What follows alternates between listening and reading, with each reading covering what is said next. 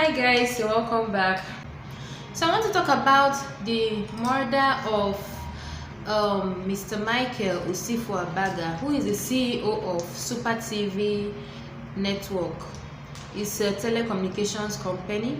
So he was missing on June 13th. He was reportedly missing on June 13th. That is when his friends and family reported to the police, and his body was found on the 18th of June. His birthday was on the 19th. He was born on June 19th, 1971. Sorry. Anyway, his body was found in an Airbnb apartment in Lekki, Phase 1. His lifeless body. So the police swung into action and a lady was arrested by the name of Chidimma. So Chidimma was dating this man like the side chick.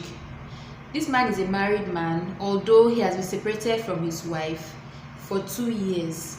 The wife works with NNPC Abuja. So the man has been separated from his wife for 2 years. So this girl is his side chick, as we love to call it.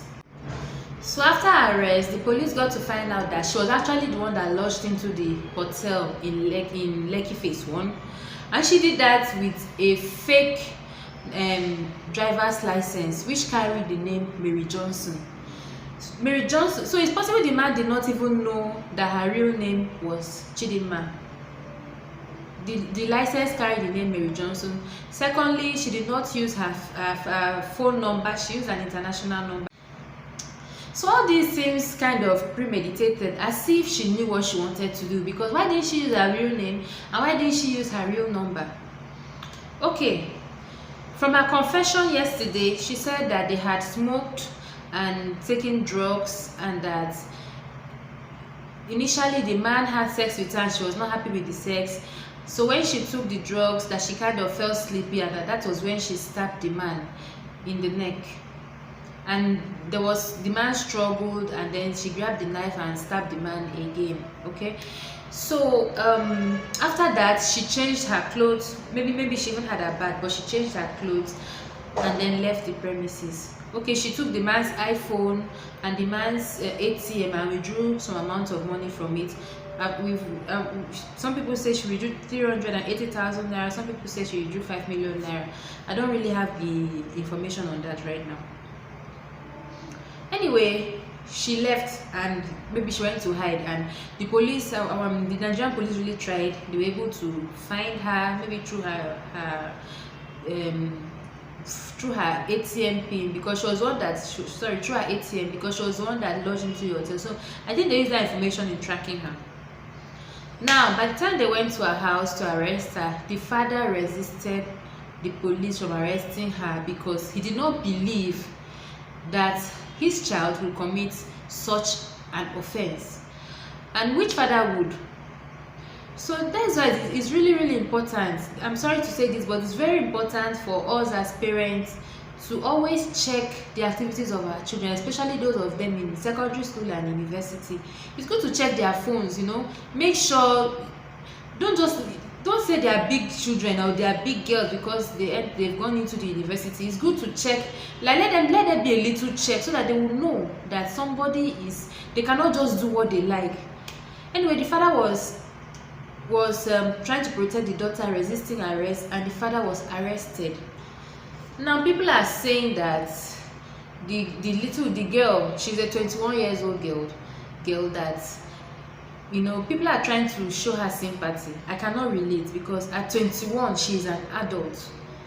In fact, abroad at 18 you're no longer living with your parents. So at 21 she's an adult, and from her actions, from using a fake driver's license with a different name and her using an international number, it's obvious that she knew what she was doing. She's not a little girl. She was not a little girl. So I don't know. Secondly, people are trying to blame the man because he was involved with a 21. The man is almost 50 and he was involved with a 21 years old. I think the girl is an adult, although the man is much older, but he was dealing with an adult and not a minor. And then another thing is people blaming the man. Remember the case of Miriam that killed her husband in the house. So most times we try to excuse murder based on morality. I don't understand. This other lady killed her husband. We have heard a lot of stories. The other barrister in Oyo killed her husband in the house because she felt the other was cheating. So most times we need to separate morality from criminality. This is a crime that was committed. The girl committed murder. She stabbed the man not just once but multiple times. So it's not a matter of the man committed adultery. He has been separated from the wife for more than 2 years. So this is not a matter of the man committed adultery. I'm not going to judge the man. I'm not here to judge the man or say he shouldn't have been with a 21-year-old girl. But obviously the girl did not toe the right path. At 21, she's already doing drugs, smoking SK, doing drugs, and dating somebody that is more than twice her age, probably because of money. And then one thing led to another. Murder has been included. That is, she's now guilty of murder at the age of 21. It's obvious she did not toe the right path. She was a street girl. She was very, very rough, obviously. So anyway, the girl has been arrested, and I don't know how she's going to come out of this, but I hope that justice is served, and I hope the soul of Mr. Michael rest in peace. This is an advice. We have a lot to learn from this. For one, we need to check what our children are doing. Let's not just leave them to go to the university and do what they like in the name of their now big girls. We need to check their phones. Some of you parents, your children have pornography in their phones and you don't even bother checking. We need to check their phones, especially teenagers and those in the university. Try to be involved. Talk to your children, know what they are doing, because obviously this lady had gone off the right path. I cannot imagine that at 21 she was doing drugs. So if the father had known that she was this type, maybe the father had even seen this video, he wouldn't have resisted the police from arresting the girl. So obviously the father did not know. So please guys, this story, there's a lot to learn from it. We need to be careful. The man has lost his life sadly in a very, very disrespectful manner. Murder is murder.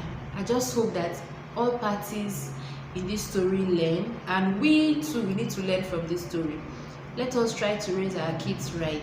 And this issue of drugs, I hope the government does something about it, because youth are so much engaged in drugs. It is getting too much, especially in the north and in Lagos. It's like a normal thing. Youth are taking drugs, smoking, and doing all sort of let the government do something about it. It is too much. So please guys, I hope you understand what really happened. I pray for the family that they should find comfort, and God should give them the ability to bear this loss, because it's a very big loss. And also to the friends of the man, I know this is a big loss. I hope they find comfort in one way or the other, and may he so rest in peace. Thank you guys for joining me. Please don't forget to subscribe and also turn on your notification button so that we can do this next time. Once again, thank you. Bye.